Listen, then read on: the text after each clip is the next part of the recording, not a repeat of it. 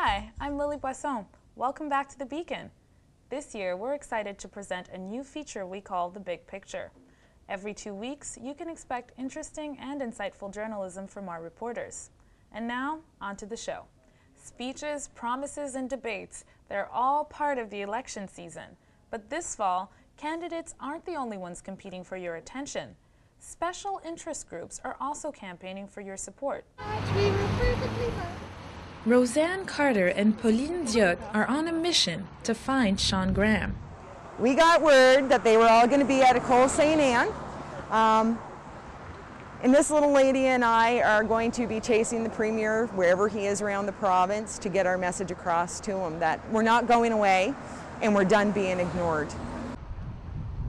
They want the government to address cutbacks for hospital pension plans, and they've chosen to make their mark on the campaign trail. Just down the street, another special interest group is also making themselves heard. The New Brunswick Association of Apartment Owners wants candidates to make a commitment to lessen property taxes for landlords. Spokesperson Willie Schulten says now is the time to talk about these issues. Yeah, we want people to vote on this basis. We want people to vote for the party that's going to commit to change this. And the voters will hopefully come out. And there's 250,000 tenants in the province of New Brunswick. So that's quite a force to be reckoned with. So we hope that they all come out and vote on this issue. And even if they don't get through to the candidates, they're hoping that voters will notice some strategically placed signs. This year, students will get an opportunity to vote on campus. Matt Sheriko has more. Encouraging students to get out and vote is no new concept, but in this election, the polls are coming to them.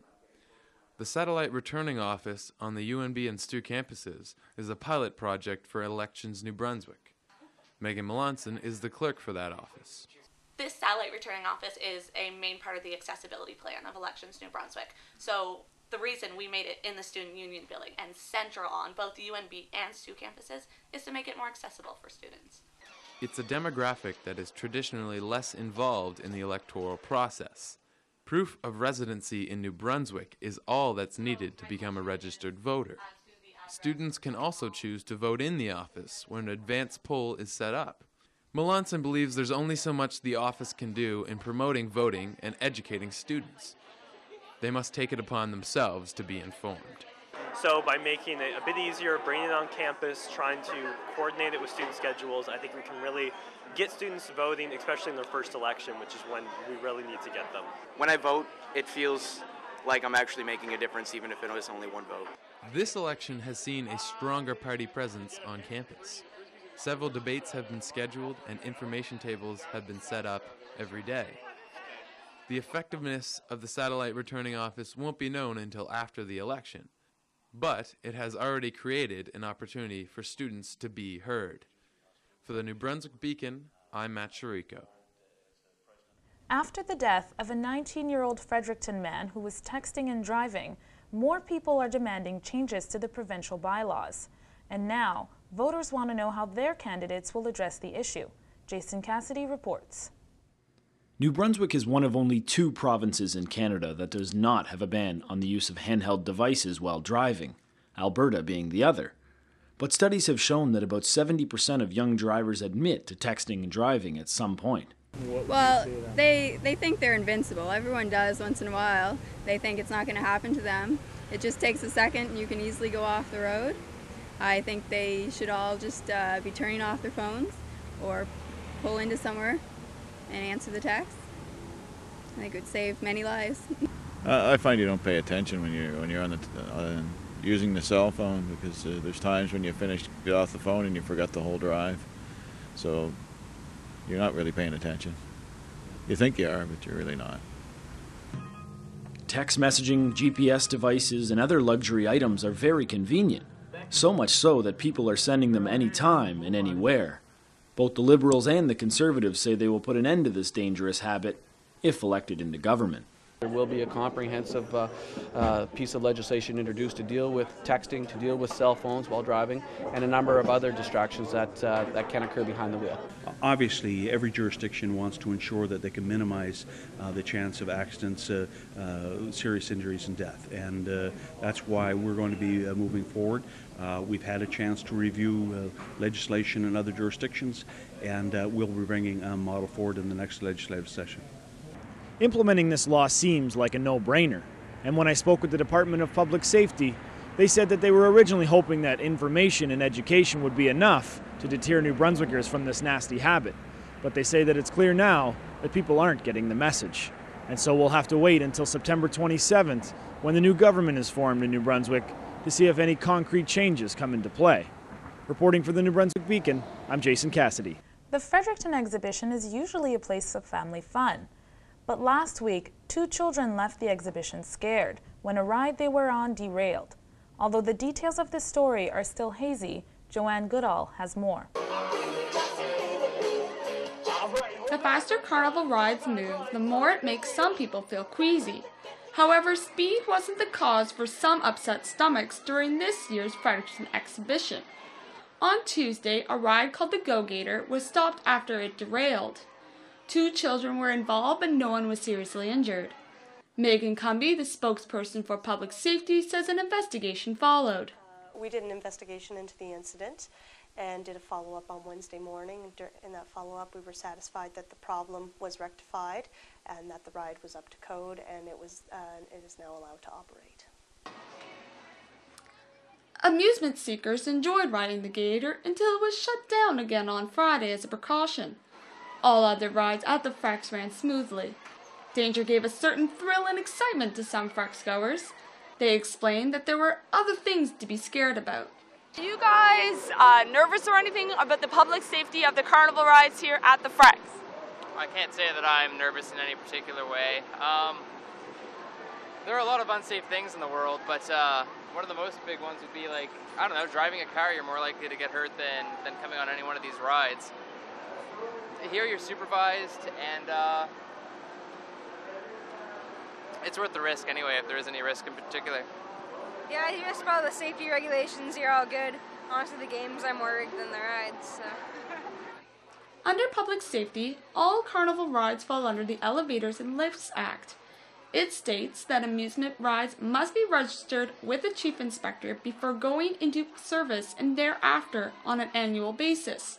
Proper care and maintenance inspections are to be done on a regular basis. Most carnival ride-related injuries are migraines and motion sickness. For the New Brunswick Beacon, I am Joanne Goodall. For the past 20 years, Fredericton has ended its summers with the same bang, the Harvest Jazz and Blues Festival. Britany Douthwright has more on the history of this Fredericton tradition. The city is packed, the streets are closed. People are ready with their harvest gear to celebrate the Harvest Jazz and Blues Festival's 20th anniversary. With over hundreds of different performers from all around the world, Harvest only gets better every year. We had about 14 acts, I think, at the first festival, yeah. All right, and where was the first festival held? It was held mostly just in the bars and pubs in the downtown area, and with 1 or 2 free shows in Officer Square. Nice. Yeah. Okay, so how has it changed since? Well, it's a lot bigger, and there's a lot more different styles of music. Not only is there different kinds of blues, but there's also, a whole tent devoted to younger audiences with Elliott Brood and bands like that, so indie and folk indie rock and things. And of course, just the headliners are that much bigger as well. For those who might think Harvest is enjoyed only by the locals in the city, they're in for a surprise. So what do you think about people, like we had a couple in from the Middle East, they actually came from the Middle East solely for Harvest. What do you think about that? Well, I mean, it's fantastic, and I think what we have here is pretty unique. I mean, it's a combination of a beautiful city, a wonderful time of year, having the city and the calendar almost to ourselves, great entertainment, and wonderful maritime hospitality, great people. And so when you come here and you have great experiences and multiple experiences like Harvest presents, it's a pretty unique weekend, and I know that it stands out in the world. So that's cool, very cool. Besides the people who come from all over the world solely for this festival, many locals are truly dedicated to the Harvest tradition. I've been buying the Ultimate Pass for the past 5 years. So how long have you been coming to Harvest? About 10. 10 years? Yes, I must admit that I went to the Montreal Jazz Festival first, and then I discovered Fredericton. It's dedicated patrons such as these who truly make Harvest possible.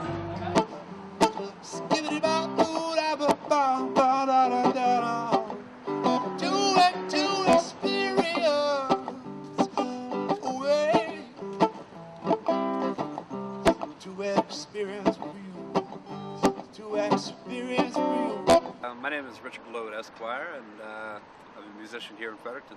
All right. How long have you been a musician, Richard? A gigging musician, probably about 6 years, but 15 years, roughly.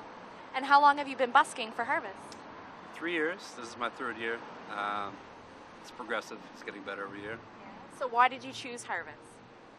Well, it's local, first off.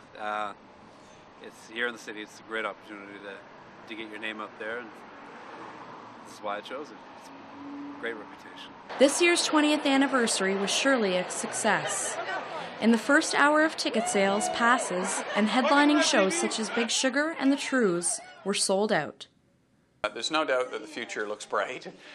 We continue to build our reputation in North America, in New Brunswick, in the Maritimes, in Eastern Canada, New England.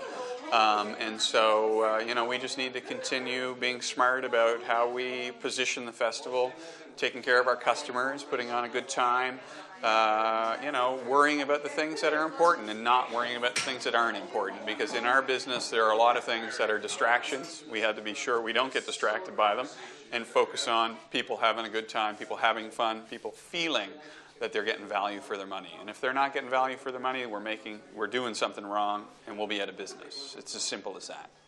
As Harvest plans on continuing its tradition, there's no doubt people from everywhere look forward to it every year. I've had people come in that said they've been here the entire time, the full 20 years and everything. People just keep on coming back for more.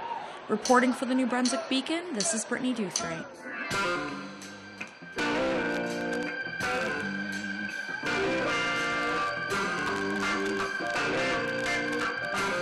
Well, that's all for this week's episode of The Big Picture. Thanks for watching, and see you next time.